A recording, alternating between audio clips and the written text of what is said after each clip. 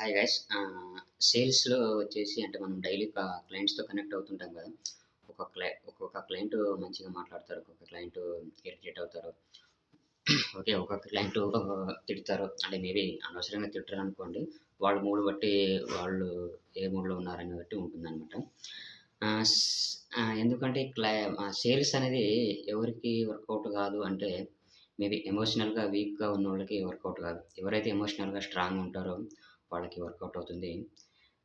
Example మనము ఆహ్, అంటే ఎలాగా ఉంటుందంటే ఏదైనా అనుకోనండి. అంటే ఇప్పుడు నాట్ ఓన్లీ సేల్స్ మనం ఏదైనా వర్క్ చేస్తున్నాం, ఏదైనా స్టార్ట్ చేసినామంటే ఇప్పుడు జిమ్‌కి వెళ్ళామనుకోండి. 1 డేలో, 1 వీక్‌లో, 1 మంత్‌లోని అంటే మన బాడీలో చేంజెస్ కనిపియవనమాట. అంటే సేమ్ మనం ఇప్పుడు సిక్స్ ప్యాక్స్ కానీ లేకుంటే మన ఏదైనా ఏదైనా గాని అనుకోండి. సేమ్ అలాగే సేల్స్‌లో గూడా మనము చేస్తున్న కొద్దీ అంటే మనము నేర్చుకుంటున్న కొద్దీ మన మైండ్ అనేది కూడా యాక్సెప్ట్ చేయడం జరుగుతుందనమాట. హ్మ్. ఇక్కడ మనము డీమోటివేషన్‌తో వదిలామనుకోండి. అంటే ఏదైనా వర్క్ గాని అంటే ఇప్పుడు సేల్స్ కూడా example. 1 day, 2 days okay.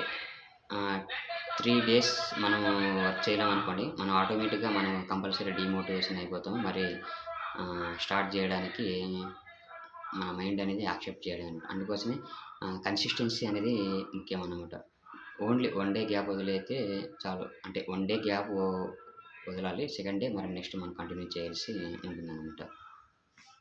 Okay guys. Thank you.